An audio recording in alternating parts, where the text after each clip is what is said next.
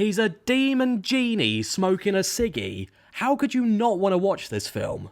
The shit just hit the fan. So horror has no shortage of iconic villains. Freddy, Jason, Michael, Leatherface, these handsome boys are household names. Even if the scariest film you've ever seen is Hubie Halloween, you still know who they are. A good baddie can carry a franchise for decades, for better or worse. So with that in mind, why doesn't Wishmaster get more love? The Djinn has everything needed to be a true horror icon. A gleefully evil, smooth-talking monster who grants wishes in the most creatively cruel way imaginable. The Djinn should have really been up there with the greats. Instead, Wishmaster was kind of just forgotten about outside of die-hard horror circles. Even I hadn't really given it a go before I checked it out on a whim. And you know what? That's a damn shame, because this movie is an absolute blast. It's got some of the best practical effects of its era, a Comic-Con's worth of horror acting legends, and a villain who chews the scenery so hard you can practically hear the drywall crumbling. So let's talk about Wishmaster. Let's take a look at why it's so good, why it deserves more love, and why, despite its issues, it remains one of the best 80s movies to release in the 1990s. Yes, I did mean to say that,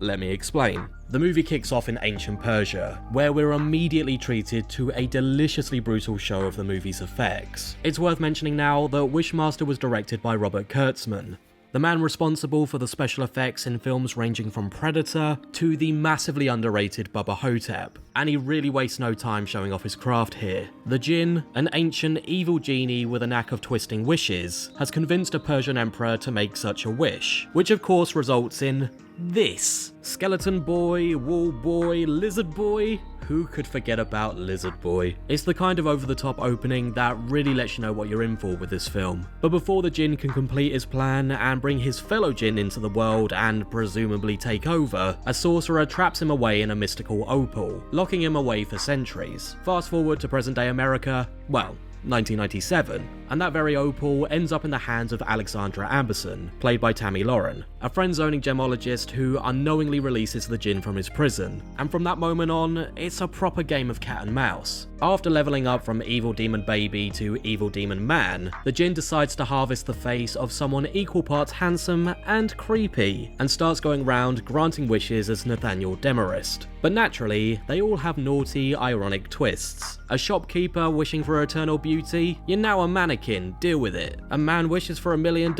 Well, the good news is your mum's put her in her will. Bad news, she's dead. And in one of the best kills, a bouncer tells Demarest he'd love to see him go through him. So, the Djinn literally walks through him, turning the poor chap into a pile of flaky gore. Don't say you didn't ask for it. Also, in our old videos, I got a lot of heat for putting too much vocal fry at the end of my sentences. But this guy makes it work. Spare me, child.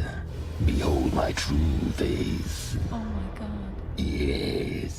Anywho, despite having fun torturing a bunch of randoms, the Djinn needs 3 wishes from Alex specifically to fully break loose.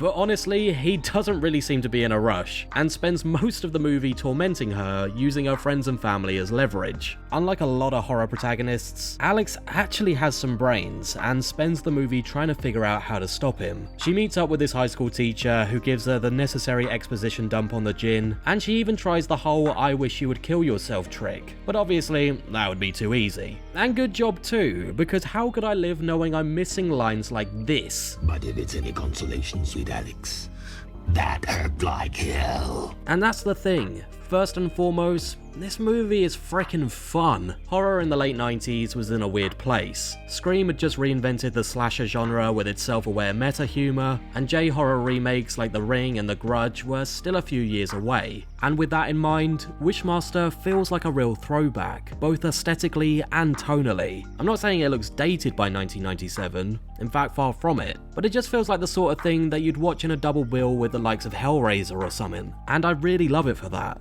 Andrew Divoff is the real MVP here. His portrayal of the Djinn is one of the most underrated horror performances of the decade. He delivers every line with this sinister, theatrical delight, like a demonic game show host who loves watching people screw themselves over. Basically Bizarro World Craig Charles on Takeshi's Castle. Now that's a throwback. His human form Nathaniel Demarest is just as unsettling. He's charming in that kind of you know that something's off way, and that just makes him even creepier. If Freddy Krueger is a sadistic prankster, the Djinn is a sleazy car salesman who just really loves loopholes. And then there's the rest of the cast, and boy howdy. Like I said, Wishmaster is practically a horror convention in movie form. Robert Englund from A Nightmare on Elm Street, Kane Hodder from Friday the 13th, Candyman himself, Tony Todd, and even Phantasm's Angus Scrimm, who narrates the opening, they all show up.